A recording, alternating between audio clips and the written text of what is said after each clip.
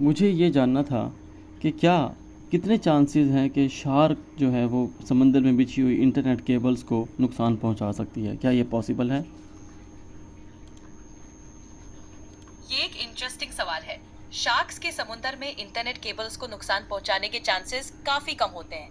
Internet cables जो समुद्र के अंदर बिछाए जाते हैं, उन्हें स्पेशली डिजाइन किया जाता है ताकि वो नेचुरल एलिमेंट्स जैसे कि करंट्स और सी क्रीचर्स से प्रोटेक्टेड रहें।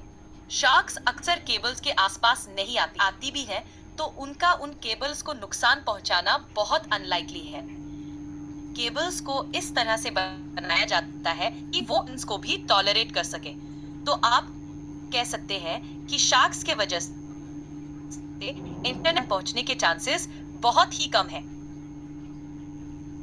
लेकिन क्या हो अगर कोई शार्क किसी इंटरनेट केबल को बाइट कर ले?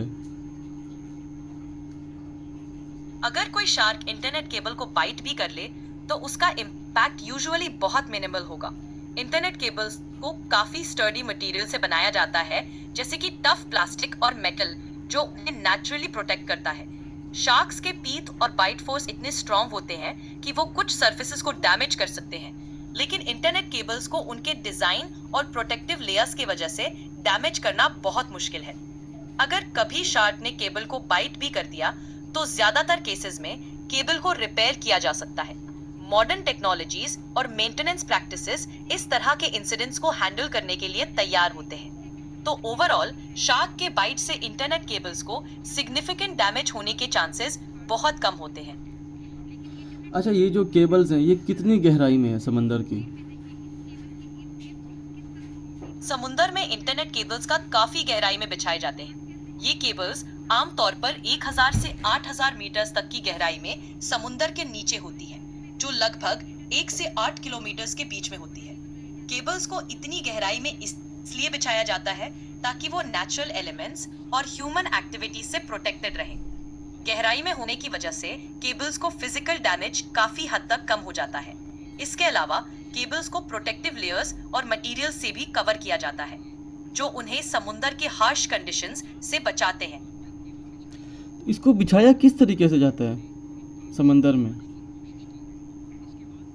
इंटरनेट केबल्स को समुंदर में बिछाने का प्रोसेस काफी कॉम्प्लेक्स और केयरफुली प्लान किया गया होता है।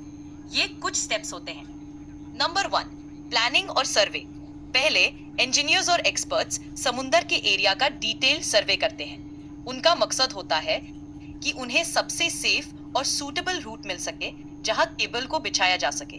Number 2, cable manufacturing. केबल को स्पेशली डिजाइन और मैन्युफैक्चर किया जाता है ताकि वो समुंदर के हार्श कंडीशंस को हैंडल कर सके।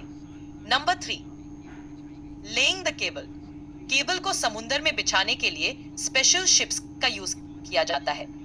ये शिप्स केबल को समुंदर के सरफेस से लेकर नीचे मदद करते हैं। केबल को पहले सरफेस पर बिछाया जाता है, फिर धीरे धीरे समुंदर के नीचे ले जाया जाता है। नंबर 4, अच्छा, ये डायरेक्टली कुछ केबल हमारे पाकिस्तान में आने के बाद कहाँ पे कनेक्ट होती है? किस शहर में कनेक्ट होती है और किस चीज़ से कनेक्ट होती है? उसको कितनी पावर चाहिए होती है?